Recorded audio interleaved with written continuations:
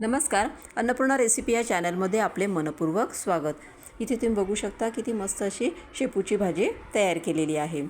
आता या ठिकाणी मी शेपू घेतलेली आहे, तिच्या ज्या दांड्या आहेत काड्या त्या काढून टाकलेल्या आहेत आणि त्यानंतर ही शेपूची भाजी आपल्याला 2-3 वेळा पाण्याने स्वच्छ धुवून टाकायची आहे।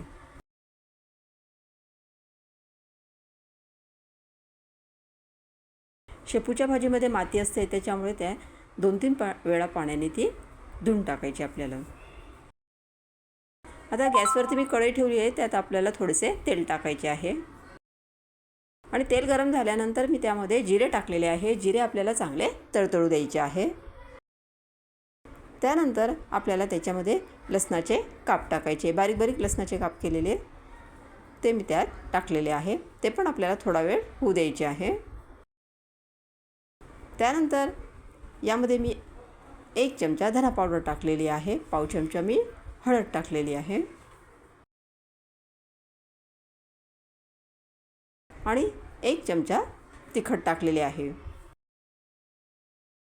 आणि थोडंसंच हिंग त्याच्यामध्ये मी टाकलेलं आहे। आता हे सर्व मिश्रण आपल्याला चांगले मिक्स करून घ्यायचे आहे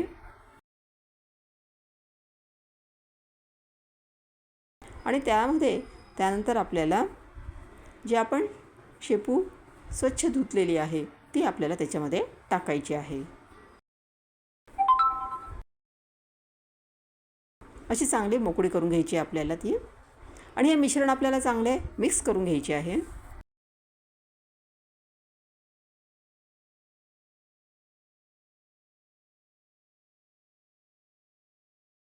आणि त्यानंतर त्यामध्ये आपल्याला चवीनुसार मीठ टाकायचे आहे।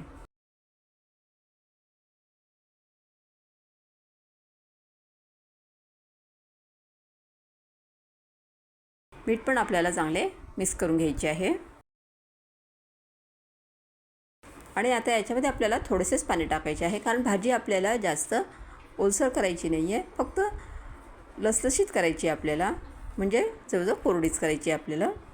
त्यामुळे थोडेच पाणी त्यात टाकायचे आहे आणि शेपूच्या भाजीला पाणी सुटत असते, त्यामुळे आपल्याला पाण्याचं प्रमाण कमीच ठेवायचे आहे।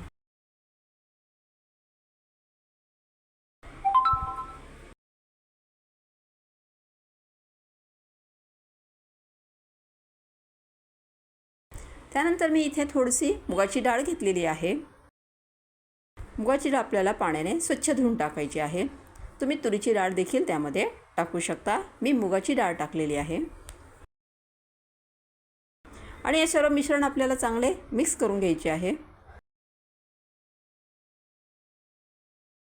त्यानंतर आपल्याला त्यावरती झाकण ठेवायचे आहे आणि आपल्याला भाजी शिजू द्यायची आहे।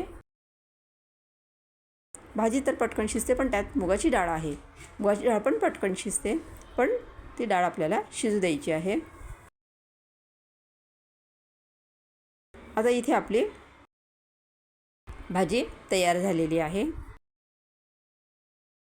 माझी ही रेसिपी जर तुम्हाला आवडली असेल तर ह्या व्हिडिओला लाईक करा, चॅनलला सबस्क्राईब करा। थँक्यू।